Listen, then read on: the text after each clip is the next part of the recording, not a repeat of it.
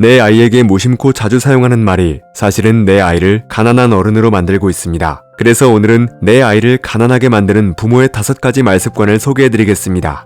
1. 돈은 무조건 아껴야 해. 돈은 아끼는 것, 돈은 안 쓰는 것이라는 말에는 돈을 낭비하지 말고 꼭 필요한 곳에만 쓰며 나머진 저축하라는 긍정의 뜻을 담고 있습니다. 아끼는 생활, 저축하는 습관은 아마도 우리나라 부모들이 가장 먼저 하고 싶은 경제 교육일 것입니다.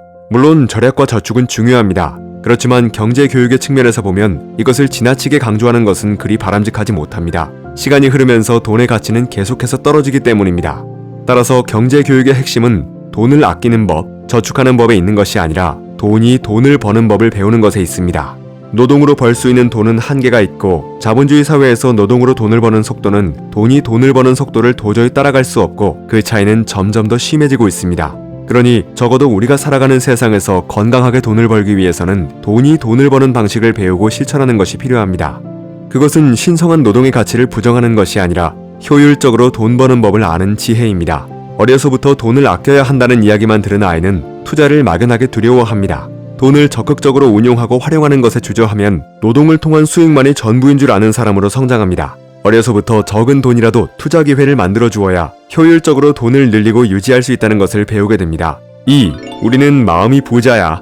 이 말은 작은 것에 만족하고 소박한 행복을 지향한다는 뜻을 담고 있습니다. 그래서 가끔 아이가 부자를 동경하거나 부러워하면 돈이 많아서 부자인 것도 좋지만 마음이 부자인 것이 더 중요해 라고 아이를 다독이는 부모가 많습니다. 하지만 냉정하게 보면 마음만 부자여서 이 세상을 살아갈 수 있을까요? 그것은 부모의 경제력이 부족할 때 아이의 자존감을 높여주기 위해 하는 말에 불과하며 경제 공부를 위해 돈의 개념을 설명해주기 위해서는 한참 부족하고 아쉬운 말입니다. 가장 좋은 것은 돈이 많아 부자인데 마음마저 부자인 거겠죠. 우리 아이를 그런 사람으로 키우려면 마음이 부자임을 애써 강조하면서 조금 가난하게 살아도 된다는 뉘앙스의 말을 해서는 안 됩니다. 따라서 경제교육의 관점에서 이번에는 돈이 부족해 못 사지만 다음에 꼭 살 수 있도록 아빠가 돈을 더 모아볼게 라고 하거나 우리는 마음이 부자지만 실제로도 부자가 되기 위해 노력해야 해 라고 말하는 것이 좋습니다.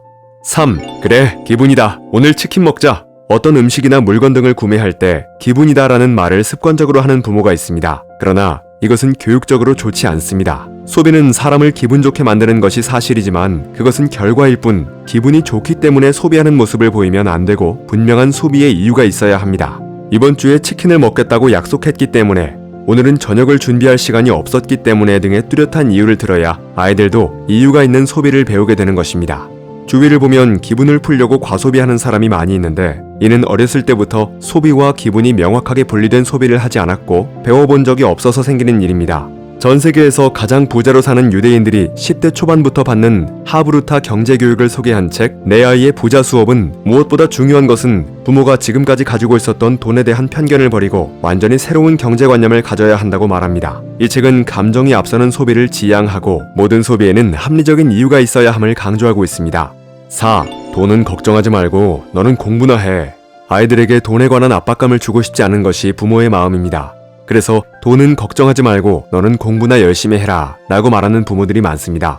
그러나 돈에 관한 압박을 주지 않으려는 것과 아이가 돈에 대한 개념이 없는 것은 전혀 다른 문제입니다. 돈은 신경 쓰지 말고 공부나 열심히 하라는 것은 아이가 돈에 대한 개념을 전혀 가질 수 없게 만드는 나쁜 말입니다. 아이도 학원비, 교재비, 교통비 등 자신이 쓰고 있는 돈을 부모가 부담하고 있다는 사실을 알아야 합니다. 그래야 돈의 소중함도 알고 부모에게 감사하는 마음도 갖게 됩니다. 무엇보다 아이가 나는 돈과 전혀 상관없어 라는 생각을 가지면 경제 독립에 대한 의지가 희박해지고 부모에게 의존하려는 경향을 보일 수 있습니다. 책 내 아이의 부자 수업은 아이가 돈을 밝히는 건 교육상 좋지 않다라는 생각에서 벗어나야 한다고 강조합니다. 어렸을 때는 부모 밑에서 돈 걱정 없이 밝게 자라야 한다라는 생각도 버려야 합니다. 돈을 밝히고 돈을 공부하고 부모의 경제 사정을 알아야 돈의 소중함을 알게 되는 것입니다. 5. 이거 사. 이게 훨씬 좋다. 우리나라 부모는 물건을 살 때 아이가 스스로 선택하도록 내버려두지 않고 대개 부모가 일방적으로 결정해주곤 합니다. 아이의 판단력이 부족하므로 실수를 줄이고 대신 정해주고 싶은 마음은 이해하지만 이는 아이의 선택권을 제한한 채 일방적으로 자신의 의견을 강요하는 것으로 어떠한 경우라도 교육적으로 좋지 않습니다. 아이는 물건을 비교하는 과정에서 다양한 판단을 하고 자신만의 기준을 만들어갑니다.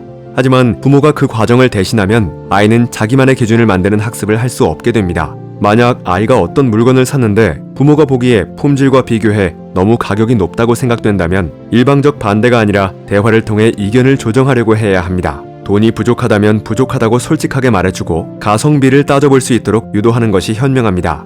돈이 부족한 상황에서 가격대를 낮추어 원하는 물건을 구매하는 태도는 합리적인 소비 습관이지 창피한 일이 아님을 자각해야 하고 아이에게도 그렇게 가르쳐야 합니다. 그렇다면 내 아이를 미래의 부자로 만들기 위해 지금부터 당장 가르쳐야 할 것들에는 무엇이 있을까요? 돈을 버는 일에는 특정한 원리와 법칙이 있는데요. 대략 3가지로 요약해 볼 수 있습니다. 1. 공감 능력을 키워야 부자가 됨을 가르쳐라. 세계적인 유대계 금융가인 마이어 로스차일드는 자신의 아이들에게도 유대인 정신과 장사 방법을 알려주었습니다. 그 중에 하나가 상대방을 즐겁게 하는 능력이었습니다. 이는 상대에게 아첨하거나 눈치를 보며 적당히 기분을 맞추라는 뜻이 아니라 고객을 만족시키는 능력의 의미였습니다. 따지고 보면 세상의 모든 사업은 결국 고객을 만족시키는 것이 본질입니다. 돈을 내는 사람은 소비자이고 소비자가 돈을 지불할 수 있게 만들어야 기업은 성장할 수 있습니다. 그러니 아이에게는 상대방의 마음을 헤아리고 이해해보려고 노력하는 태도를 가르쳐야 합니다. 우리는 이것을 대개 공감 능력이라고 표현합니다. 한 연구에 의하면 공감 능력을 포함한 정서적 지능의 발전이 성공을 결정하는 매우 중요한 요인이라고 합니다. 상대를 이해하고 상대와 친해지면서 밀접한 관계를 형성하여 매우 긍정적인 방향으로 삶에 반영되기 때문입니다. 장난감 하나를 보더라도 만든 사람의 입장에서 내가 아닌 다른 아이의 입장에서 생각해 볼 수 있도록 가르쳐야 합니다.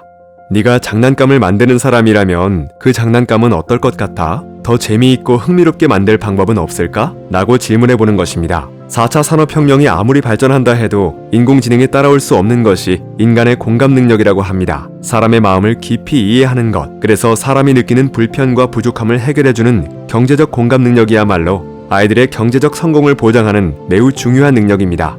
2. 내 돈이라도 감사히 쓰는 마음을 갖게 하라. 전 세계에서 가장 부자로 사는 유대인들의 하브루타 경제교육을 소개하는 책 내 아이의 부자 수업은 아이들에게 올바른 소비 습관을 가르치는 가장 좋은 방법은 내 돈이라도 감사히 쓰는 마음을 갖도록 하는 것이라고 강조합니다.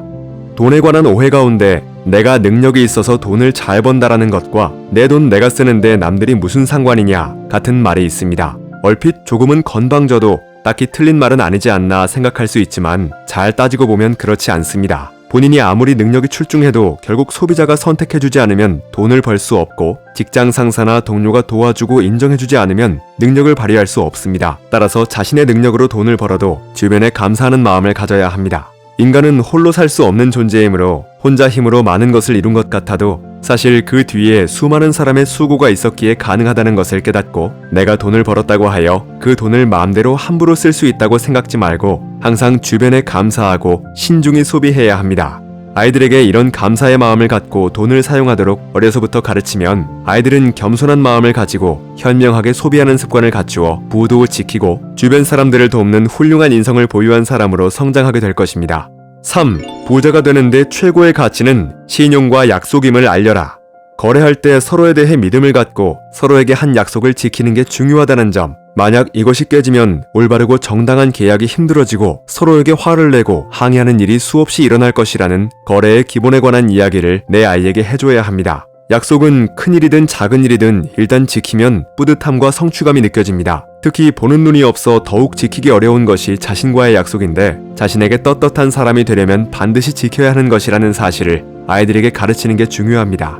약속을 끝까지 지키는 사람의 행동에선 빛이 나게 됩니다. 그런 사람 주위에는 사람이 모이며 결국 어떤 일에서든 성공할 가능성이 커지게 되는 것입니다. 부자는 신용과 약속을 최고의 가치로 여긴다는 점을 알려주고 부자가 되려면 꼭 명심하고 실천하며 살도록 교육을 해야 하겠습니다. 책 내 아이의 부자 수업의 저자인 김금선 씨는 하브루타 교육연구소 소장으로 하브루타 교육에 대한 20여 년의 경력을 가진 국내 최고 전문가입니다. 이 책은 전 세계에서 가장 창의적이고 돈을 잘 버는 민족인 유대인만의 독특한 하브루타 경제교육 방법을 다양하고 구체적으로 제시하고 있습니다. 또한 탈무드 속의 이야기를 통해 올바른 경제관념을 알려주고 있습니다. 각 장이 끝날 때마다 부모와 함께 실전 경제교육이라는 부록을 실어 일상생활에서 어떻게 경제교육을 실행할 것인가에 대한 힌트도 남기고 있어서 실용적인 아이 경제교육서의 역할도 하고 있습니다.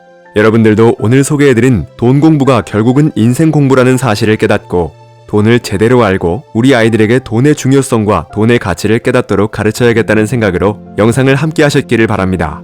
책갈피였습니다. 당신의 성공과 행복을 응원합니다.